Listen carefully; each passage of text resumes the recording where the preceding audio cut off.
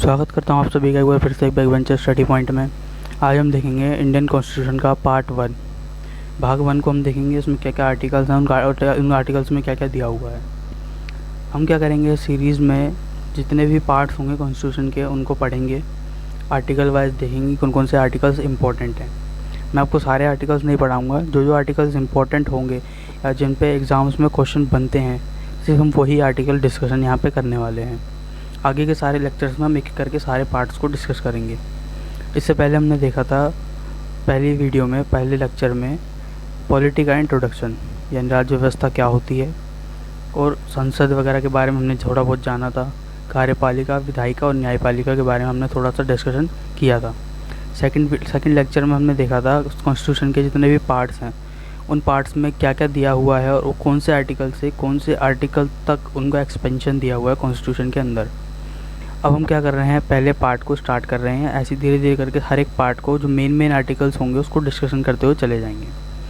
तो चलिए बिना किसी देरी के शुरू करते हैं भारतीय संविधान का पार्ट 1। पार्ट 1 कहाँ से कहाँ तक है, आर्टिकल 1 से लेके 4 तक, जो कि मैंने आपको पहले ही बताया हुआ है सारे पार्ट्स के बारे में। इसमें क्या दिया हुआ है, संघ व उसके राज्य क्षेत्र, ठीक है, इसके बारे में बताया हुआ है पार्ट 1 के अंदर। अब इसका स्रोत, मतलब ये कहाँ से लिया गया है, ये इसका स्रोत है भारत शासन अधिनियम 1935। ज़्यादातर जो हमारा कॉन्स्टिट्यूशन बना हुआ है, जितने संविधान निर्माताओं ने जो कॉन्स्टिट्यूशन बनाया हुआ है, वो उसके ज़्यादातर जो भाग है संविधान का वो लगभग भारतीय शासन अधिनियम 1935 के हिसाब से लिया हुआ है।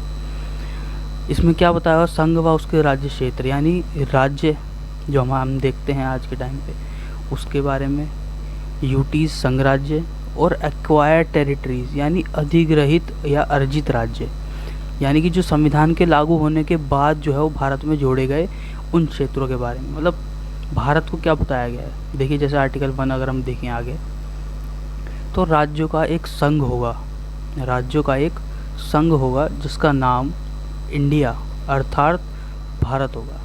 तो आर्टिकल 1 में दिया हुआ है कि राज्यों का एक संघ होगा, यानी भारत को राज्यों का संघ बताया गया है, ना कि एक राष्ट्र की अवधारणा दी गई है।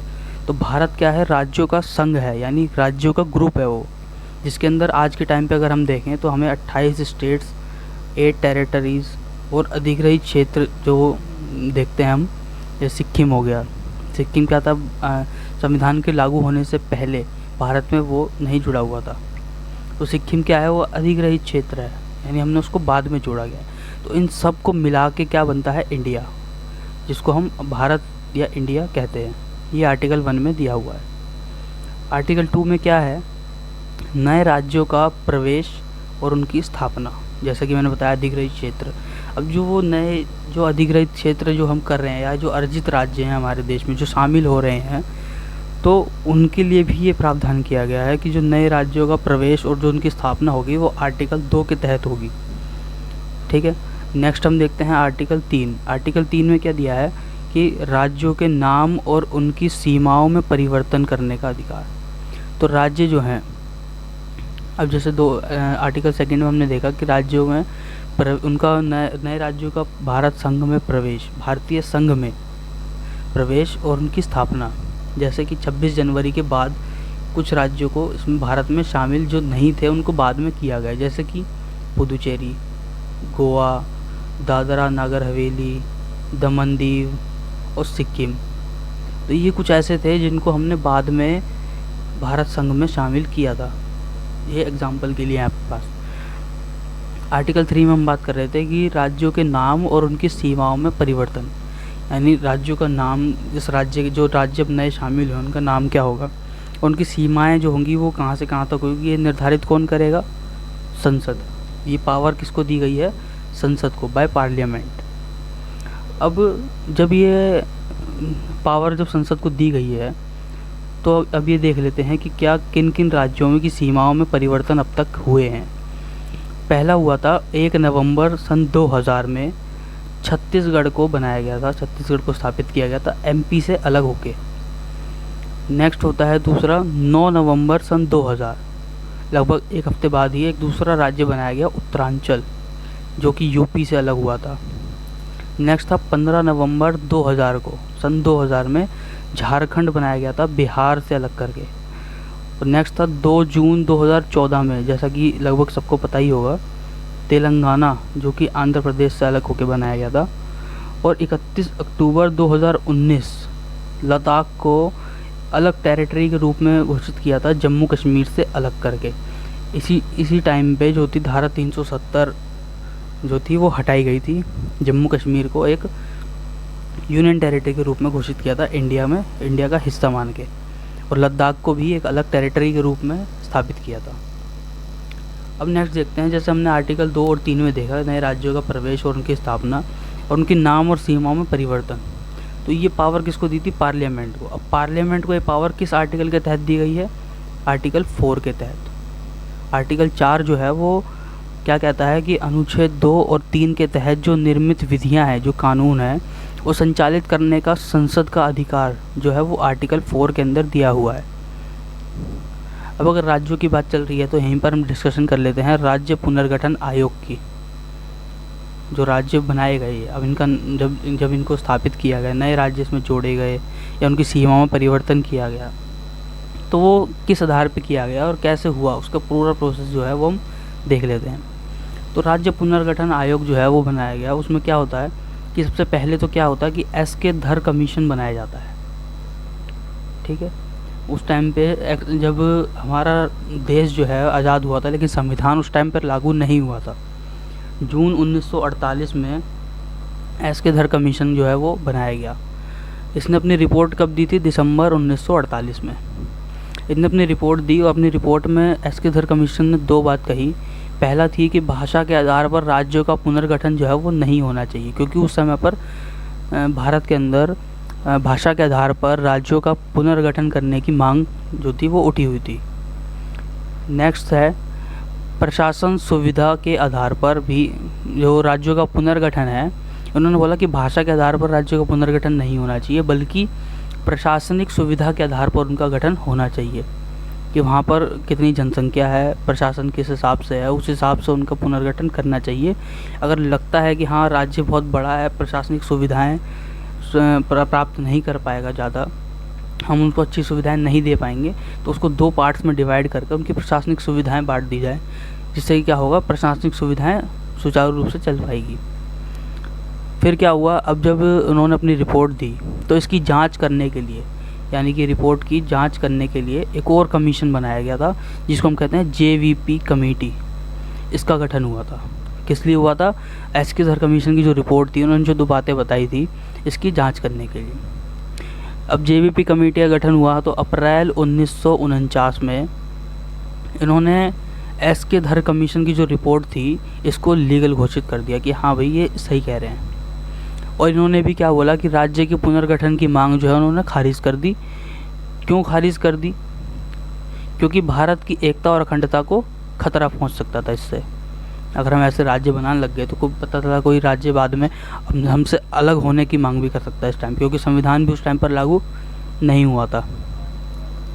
अब क्या होता है, जैसे इन्होंने मांग खारिज कर दी तो आंध्र प्रदेश के अंदर, आंध्र प्रदेश में एक शख्स थे पोट्टी श्री रामल्लू, मिस्टर रामल्लू, जिसको मतलब उनका पूरा नाम था पोट्टी श्री रामल्लू। इन्होंने क्या किया, हड़ताल पे बैठ गए आंध्र प्रदेश के अंदर, और इनकी मांग थी कि आंध्र प्रदेश को भाषा के आधार पर एक अलग राज्य बना दिया जाए। 1952 में क्या होता है, 56 दिन की हड़ताल इन्होंने करी, भूख हड़ताल थी इनकी। और भूख हड़ताल के बाद जो रामल्लू थे उनकी मृत्यु हो जाती है 56 दिन की हड़ताल के बाद। लेकिन सरकार ने अभी तक इनकी मांग जो है वो नहीं मानी। जैसे ही इनकी मृत्यु होती है, सरकार बहुत सक्रिय हो जाती है इनकी मृत्यु के बाद कि दंगे वगैरह ना हो जाएं, इसलिए वो क्या करते हैं 1953 में राज्य पुनर्गठन आयोग का गठन कर देते हैं, जिससे कि क्या होता है, जिसके राज्य पुनर्गठन आयोग को गठित किया गया और आंध्र प्रदेश को first state of India according to language, मतलब भाषा के आधार पर इसको एक अलग राज्य बना दिया गया आंध्र प्रदेश को। अब जो राज्य पुनर्गठन आयोग गठित किया गया था उसके जो चेयरमैन थे, जो उसके अध्यक्ष थे, वो थे मिस्टर फजल अली। इसीलिए इस कमीशन को फजल अली कमीशन भी कहा जाता ही है। तो पहले एस.के. धर कमीशन, फिर JVP कमेटी बनी, फिर फजल अली कमीशन, जिसको हम मेन राज्य पुनर्गठन आयोग भी कहते हैं। क्योंकि इसके चेयरमैन मिस्टर फजल अली थे, इसलिए फजल अली कमीशन भी इसको कहा जाता है। अब इनके जो सपोर्टर थे, जो इनके साथ काम कर रहे थे इस आयोग के अंदर, वो थे KM पनियक्कर और एक थे HN खुंजरू। ये तीनों ने मिल के जो राज्यों का पुनर्गठन होना था उस पर इन्होंने अपना काम करा और इन्होंने अपनी रिपोर्ट पेश की 1955 में।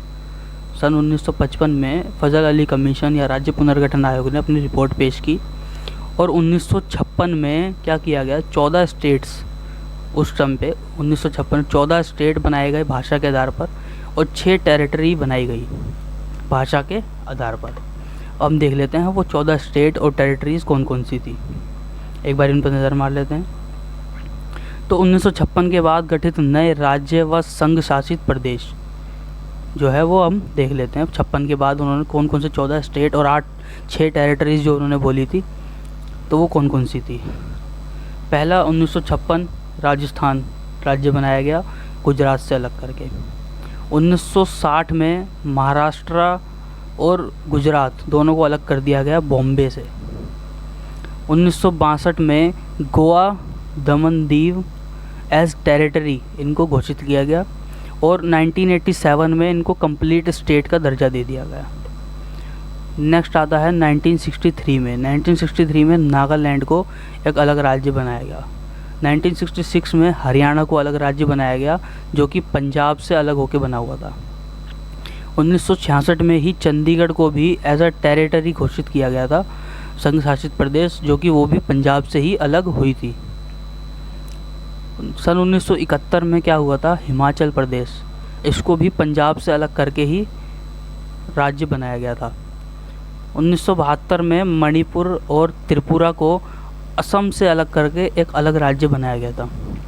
1972 में मेघालय भी जो कि असम से ही अलग हुआ था, इसको भी 1972 में ही, मतलब एग्जैक्ट डेट नहीं है वरना थोड़े थोड़े गैप पे ही बने हुए हैं। 1972 में मेघालय बनाया गया। 1974 में सिक्किम को अलग राज्य बनाया गया था। 35वें संविधान संशोधन 1974 के तहत सिक्किम को भारत संघ में शामिल किया गया था, क्योंकि सिक्किम जो था वो पहले एक रियासत के तौर पर था और बाद में वहाँ के जो राजा थे, जो शासक थे वहाँ के, उन्होंने क्या करा, भारत में शामिल होने के लिए अपना मंजूरी दी। तो 35वें संविधान संशोधन 1974 के तहत सिक्किम को भारत में शामिल करके एक अलग राज्य का दर्जा दे दिया गया। 1987 में अरुणाचल प्रदेश और मिज़ोरम, ये दोनों असम से ही अलग हुए थे। मतलब जो नॉर्थ ईस्ट है, जो आज हम देख रहे हैं 7 सिस्टर, जो इतने 7 राज्य जो हैं नॉर्थ ईस्ट के, वो लगभग सारे असम से ही अलग हुए हैं। और यहाँ अगर देखा जाए तो मतलब नॉर्थ ईस्ट जो था वो पूरा असम ही था, उसी में से अलग हो के जो इतने सारे स्टेट्स हम देख रहे हैं, अरुणाचल प्रदेश, मिज़ोरम, नागालैंड, मणिपुर, त्रिपुरा, मेघालय, तो ये सारे लगभग असम से ही अलग हुए हैं। फिर सन 2000 में छत्तीसगढ़ को बनाया गया, उत्तरांचल, झारखंड, जो कि हमने भी ऊपर भी पढ़ा था, छत्तीसगढ़, उत्तरांचल और झारखंड को सन 2000 में बनाया गया। 2014 में तेलंगाना को आंध्र प्रदेश से अलग करके बनाया गया और 2019 में लद्दाख को जम्मू कश्मीर से अलग करके एक अलग राज्य बना दिया गया। तो ये थे वो 14 राज्य और 6 संघ शासित प्रदेश जो कि बनाए गए थे। ठीक है, ये था हमारा राज्य पुनर्गठन आयोग। अब इसके बारे में अगर कोई भी डाउट हो तो आप कमेंट्स कर सकते हैं, मैं आपके कमेंट का उत्तर ज़रूर दूंगा। ठीक है, अब आगे चलते हैं, आगे देखते हैं पार्ट 2 के बारे में। पार्ट 2 कहाँ से कहाँ तक है, आर्टिकल 5 से लेके 11 तक। आर्टिकल 5 से 11 तक हम देख लेते हैं क्या है। और अब पार्ट 2 के अंदर किस सब्जेक्ट के बारे में बताया गया है, सिटीजनशिप के बारे में, नागरिकता के बारे में। अब हम भारत की क्या करेंगे, नागरिकता के बारे में पढ़ेंगे, कैसे क्या है, किसको दी जाती है, कैसे हम अर्जित कर सकते हैं, सब चीज़ें बारे में, नागरिकता के बारे में हम जानेंगे। जैसे कि 2019 में करंट अफेयर्स में भी रहा था CAA और NRC, है ना, सिटीजनशिप अमेंडमेंट एक्ट, जो कि 2019 करंट अफेयर्स में भी रहा है और लगभग अभी भी थोड़े टाइम पहले भी रहा था। तो जो नागरिकता का प्रावधान है हमारे संविधान में, वो कहाँ से लिया गया है, इंग्लैंड के संविधान से ये प्रावधान लिया गया है। अब देख लेते हैं आर्टिकल 5 में क्या कहा गया है। आर्टिकल 5 की अगर हम बात करें तो संविधान के प्रारंभ पर, यानी संविधान की जब शुरुआत हुई, जब वो लागू किया गया 26 नवंबर 1949 में, तो नागरिकता, संविधान में नागरिकता, तो संविधान जब शुरू हुआ तो उस टाइम पर नागरिकता किस किस आधार पर हमने देखी। पहली बेस्ड ऑन, मतलब किस किस के आधार पर देखी थी, जन्म पर, वंशानुगत द्वारा, यानी आपके दादा परदादा अगर भारत के नागरिक थे तो आपको भी भारत की नागरिकता मिलेगी। पंजीकरण द्वारा, रजिस्ट्रेशन, अगर आप चाहते हैं भारत का नागरिक बनना तो उससे ही बन सकती है। देशीकरण द्वारा, जो देसी रियासतें हमारी हुआ करती थी, अगर आप उसका भाग थे तो भी आपको भारत की नागरिकता मिलेगी। भूभाग के अधिग्रहण द्वारा, अगर आपकी कोई ज़मीन इधर है तो भी आपको उस टाइम पर नागरिकता मिल जाती है। ये उस टाइम पर देखा गया था जब संविधान का शुरुआत हुई थी, उस टाइम पर हम नागरिकता देखी थी हमने। नेक्स्ट है आर्टिकल 6। आर्टिकल 6 में क्या गया, पाकिस्तान से भारत आवागमन करने वाले नागरिकों की नागरिकता, इसके बारे में बताया गया है। यानी जो 19 जुलाई 1948 से पहले जो भारत आ गए, यानी 19 जुलाई 1948 से पहले जो भारत आ गए उनको तो भारत का नागरिक मान लिया गया। लेकिन जो उसके बाद में आए हैं, यानी 26 नवंबर 1949 तक जब संविधान लागू हो गया, जो उसके बाद में आए हैं तो उनको नागरिकता नहीं दी जाएगी। ऐसे ही आर्टिकल 7 में दिया है, जो भारत से पाकिस्तान प्रव्रजन करने वाले नागरिकों की नागरिकता संबंधी प्रावधान। यानी अब आर्टिकल 6 में हमने देखा कि पाकिस्तान से जो भारत आए उनको नागरिकता कब तक मिलेगी, 19 जुलाई 1948 से पहले जो आ गए उनको नागरिकता दे दी गई। ऐसे ही जो भारत से पाकिस्तान गए, यानी 26 नवंबर 1949, इससे पहले भारत से अगर वो चले गए तो उनकी नागरिकता यहाँ से ख़त्म कर दी जाएगी, यानी कि वो अब भारत के नागरिक नहीं रहे। अगर वो 26 नवंबर 1949 से पहले भारत छोड़कर पाकिस्तान जा चुके हैं तो उनकी भारत की नागरिकता जो है वो ख़त्म कर दी गई है, तो अब वो भारत के नागरिक नहीं रहे। नेक्स्ट है आर्टिकल 8। आर्टिकल 8 में क्या बताया गया है कि भारत से बाहर रहने वाले नागरिकों के अधिकार, यानी जिनको हम NRI कहते हैं, नॉन रेजिडेंशियल इंडियन, है ना। तो इनके क्या क्या अधिकार हैं भारत में। भारत में रहते तो नहीं है ये, लेकिन अप्रवासी भारतीय हैं तो भारतीय, नागरिकता इनकी भारतीय है, लेकिन बाहर रह रहे हैं किसी कारण से, या पढ़ाई से, या हो सकता है काम से, कुछ भी हो सकता है, अपने करियर को लेकर बाहर रह रहे हो, तो इनको हम कहते हैं NRI। अब NRI क्या होता है, ये होते इंडियन ही हैं, ऑलरेडी ये इंडियन ही होते हैं, लेकिन इनके अधिकार भारत के अंदर क्या क्या हैं। सबसे पहली बात तो ये क्या करते हैं, रहते तो बाहर ही हैं। अब इंडिया में इनके अधिकार है, जैसे आर्टिकल 14 से 32 तक जो हमारे मौलिक अधिकार दिए हुए हैं, वो सारे अधिकार NRIs को मिलते हैं। जो NRI हैं, ध्यान रखना, जो NRI हैं, जो हैं भारतीय ही, तो उनको क्या करेंगे, आर्टिकल 14 से 32 तक जितने भी हमारे अधिकार, मौलिक अधिकार संविधान में बताए गए हैं, वो सारे अधिकार इनको जो हैं वो दिए जाएंगे। और इसमें अपवाद क्या है, एक्सेप्शन क्या है। एक्सेप्शन यानी इसमें किसको अधिकार नहीं मिलेंगे, ये वाले जो NRI हैं, यानी जो पाकिस्तान और बांग्लादेश में जो रह रहे हैं उनको ये अधिकार नहीं मिलेंगे। पाकिस्तान और बांग्लादेश जो है वो इसमें अपवाद के रूप में है, उनको ये अधिकार नहीं दिए जाएंगे। ऐसे ही नेक्स्ट आर्टिकल 9 को अगर हम देखें, विदेशी राज्य की नागरिकता से, विदेशी जो राज्य की नागरिकता अगर आपने ले ली, स्वेच्छा से अर्जित कर ली, करने पर भारतीय नागरिकता की समाप्ति आपकी कर दी जाएगी। जैसे कि अगर आप मान लो आप अभी पढ़ रहे हो, आपकी नौकरी लग जाए कहीं बाहर देश में, कनाडा अमेरिका वगैरह में कहीं लग जाए, और आप चले गए यूएसए में आप गए, 4-5 साल आपने काम करा वहाँ, आपने फिर बाद में वहाँ की सिटीजनशिप ले ली, वहाँ की नागरिकता आपने ले ली यूएसए की। अगर आपने यूएसए की नागरिकता जैसे ही ली तो आपकी भारत की जो नागरिकता है वो समाप्त कर दी जाएगी। आर्टिकल 9 ये कहता है, क्योंकि भारत में क्या है, एकल नागरिकता का प्रावधान किया हुआ है। एकल नागरिकता यानी भारत, अगर जो भारत का नागरिक है तो वो किसी और देश का नागरिक नहीं बन सकता, और अगर वो किसी और देश का नागरिक बन चुका है तो वो भारत का नागरिक नहीं रहेगा, उसकी भारत की नागरिकता जो है वो ख़त्म कर दी जाएगी। नेक्स्ट है आर्टिकल 10। आर्टिकल 10 को अगर हम देखें तो नागरिकों के अधिकारों का बना रहना, यानी कि जो नागरिक हैं, जो अधिकार मैंने भी बताए थे आपको 14 से 32 तक के, ये तो इन अधिकारों का बना रहना ये कौन कहता है, आर्टिकल 10, यानी इसको जो सुरक्षा प्रदान करता है वो आर्टिकल 10 करता है। ऐसे ही आर्टिकल 11 में अगर हम देखें तो संसद द्वारा नागरिकता के अधिकारों का विधि के तहत विनियमन करना, ठीक है। यानी संसद क्या करता है कि नागरिकता के जो अधिकार हैं उसका कानूनी तरीके से उसका विनियमन करना संसद के द्वारा, मतलब संसद को ये पावर दी गई है कि वो नागरिकता के अधिकारों का विधि, मतलब कानूनी रूप से उसका विनियमन करें, ठीक है। अब देखते हैं जैसे भारतीय नागरिकता अधिनियम 1955 यानी CAA जिसको हम कहते हैं, CAA, जिसको बहुत मुद्दा ही बना रहा था 2019 में ये, क्योंकि इसमें 2019 में अमेंडमेंट किया गया था, इसमें संशोधन हुआ था इस अधिनियम के अंदर। तो ये सबसे पहले बना कब था? 1955 में, ठीक है, भारतीय नागरिकता अधिनियम 1955 में। इसमें क्या था कि नागरिकता प्राप्त करने के तरीके, यानी भारत की नागरिकता अगर किसी को प्राप्त करनी है उसके तरीके बताए गए थे 5, और नागरिकता की समाप्ति के तरीके, दोनों चीज़ इसमें बताई गई थी। तो नागरिकता प्राप्त कैसे करें उसके 5 तरीके, और समाप्ति कैसे होगी उसके 3 तरीके भारतीय नागरिकता अधिनियम 1955 में बताए गए थे। तो पहले देख लेते हैं भारतीय नागरिकता प्राप्त कैसे करें, उसके 5 तरीके। पहली बात तो जन्म से, बाय बर्थ, अगर आपका जन्म भारत में हुआ है तो आपको भारत की नागरिकता मिल जाएगी।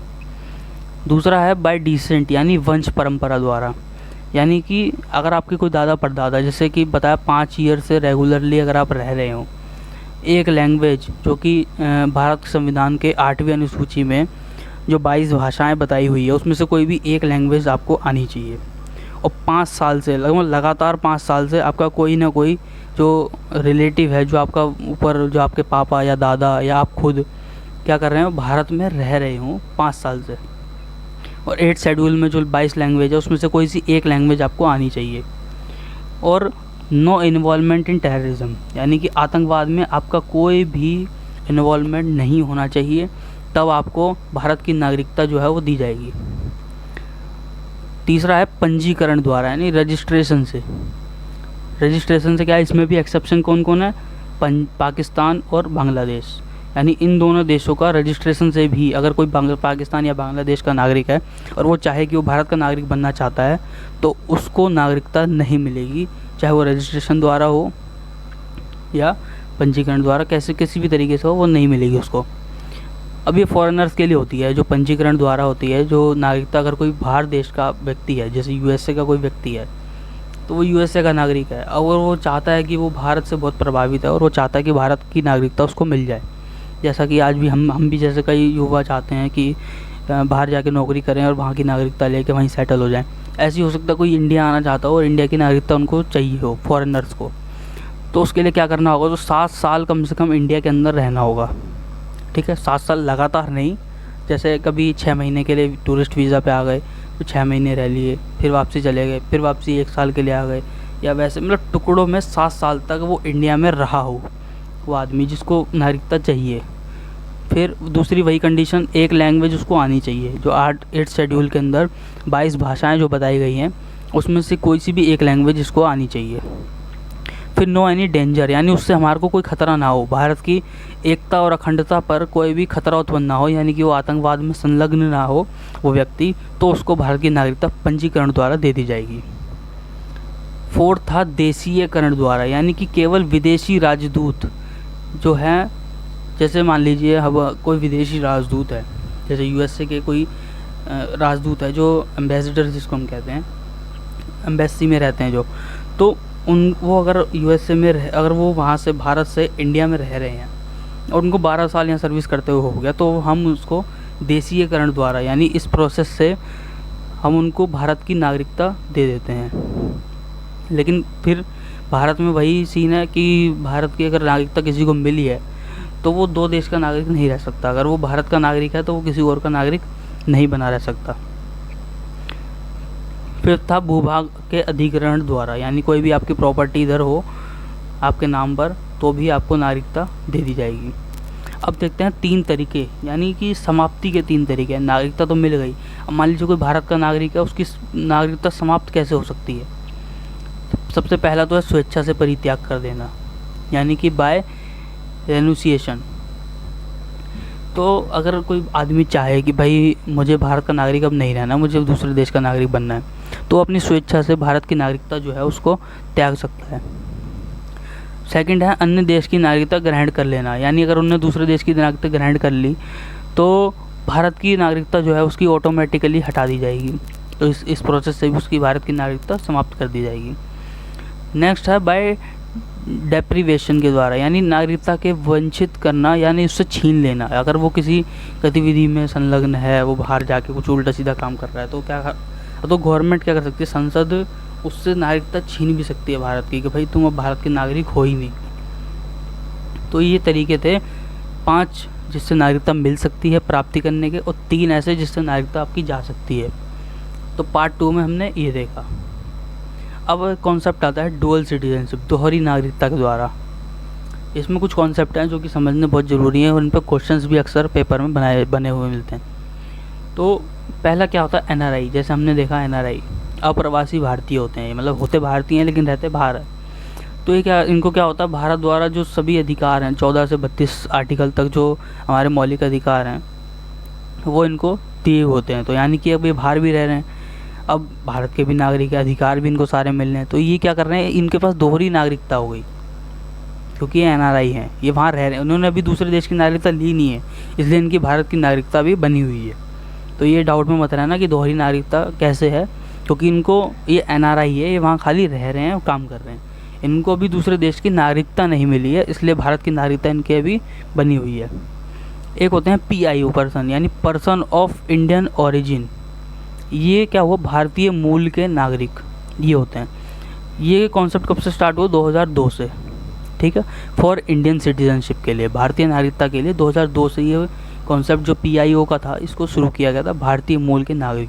जैसे कि अगर करंट में आपने देखा होगा, ब्रिटेन के जो प्रधानमंत्री बने हैं ऋषि सुनक, वो क्या हैं, भारतीय मूल के नागरिक हैं, यानी वो पर्सन ऑफ इंडियन ओरिजिन है, ना कि वो इंडियन है, वो पर्सन ऑफ इंडियन ओरिजिन है। उनके जो पूर्वज थे, उनके जो दादा दादी थे, वो क्या कर रहे थे, बाहर देश में गए थे और फिर वो इंग्लैंड गए, इंग्लैंड केन्या गए, केन्या से इंग्लैंड गए, इंग्लैंड जाने के बाद उनका जन्म जो ऋषि सुनक का था वो इंग्लैंड में ही हुआ था। तो वो ओरिजिनली तो इंग्लैंड के नागरिक हैं, लेकिन अगर वो देखा जाए तो भारतीय मूल के नागरिक हैं, यानी उनका ओरिजिन क्या है, इंडिया है।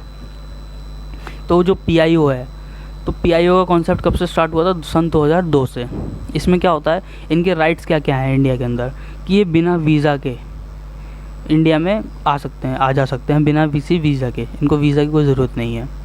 बट इनके पास क्या होना चाहिए, PIO कार्ड होना चाहिए, इनका पर्सन ऑफ इंडियन ओरिजिन का इनका एक कार्ड होना चाहिए PIO का। अच्छा, PIO सिटीजनशिप मिलती कैसे है, पहला तो 7 साल रेजिडेंट इन इंडिया, यानी 7 साल इंडिया में बिताए हों, ठीक है, इकट्ठे नहीं, टुकड़ों में, जैसे मैंने बताया था।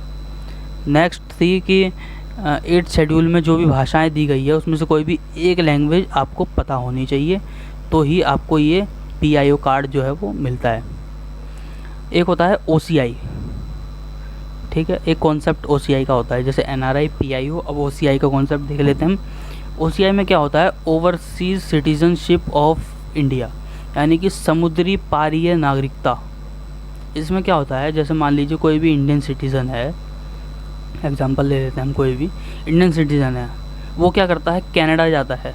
मान लीजिए वो कनाडा गया, 3 बार कनाडा गया और आ गया, ठीक है, और 3 बारी में उन्होंने 2 साल का समय कनाडा के अंदर बिताया। 3 बारी मतलब जैसे मान लीजिए पहले कभी 6 महीने के लिए चला गया, फिर दोबारा गया, तो दोबारा में वो फिर 1 साल के लिए चला गया, फिर तीसरी बार गया, फिर 6 महीने के लिए चला गया। तो ऐसे करके उन्होंने 3 बारी में 2 साल का समय कनाडा में बिताया और 3 बार चला गया कनाडा आना जाना। इससे क्या होगा कि उस जो इंडियन सिटीज़न है जो कनाडा में गया है 3 बारी, उसकी कर दिया कि इंडियन सिटीजनशिप उसको ख़त्म कर दिया जाएगा और उसको एक OCI कार्ड उसका बना दिया जाएगा, जिससे कि वो बिना वीज़ा के ट्रैवल कर सकता है इंडिया से कनाडा, बिना वीज़ा के वो ट्रैवल कर सकता है। लेकिन उसकी इंडियन सिटीजनशिप जो है वो ख़त्म कर दी जाएगी, उसको OCI कार्ड एक दे दिया जाएगा, जिससे कि वो समुद्री पारीय नागरिकता उसको दे दी जाएगी। भाई वो सिर्फ आ जा सकता है वहाँ से और कुछ नहीं कर सकता, ठीक है।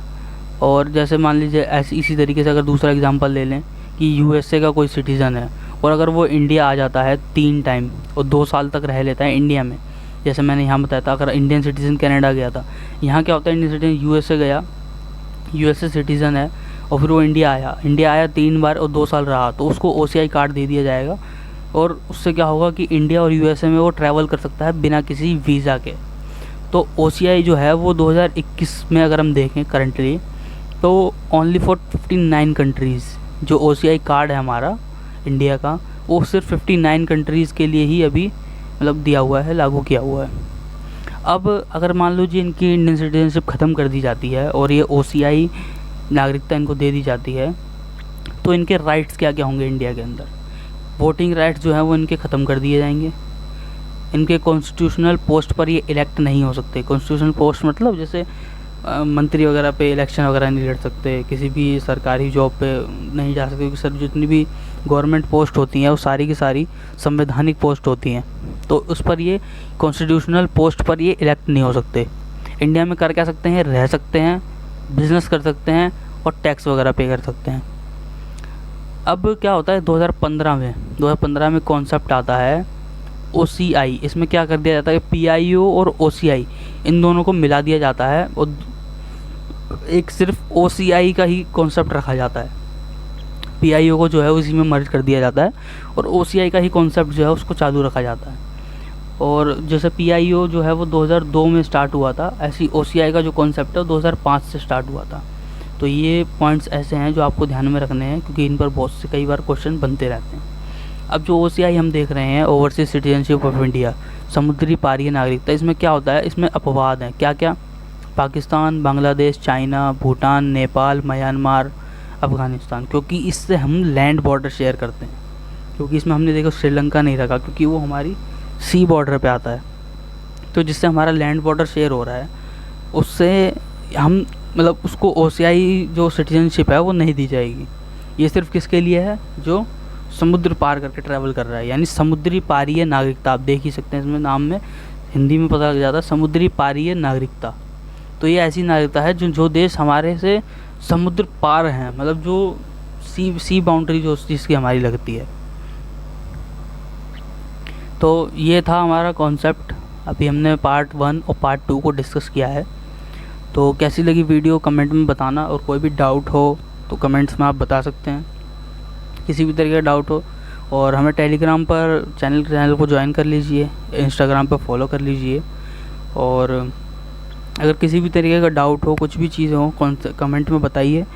और अगर लगता है कोई इम्प्रूवमेंट की ज़रूरत है आपको, कि मतलब वीडियोस में अगर आपको कुछ और एडिशनल कुछ चीज़ें चाहिए तो वो भी बता सकते हैं।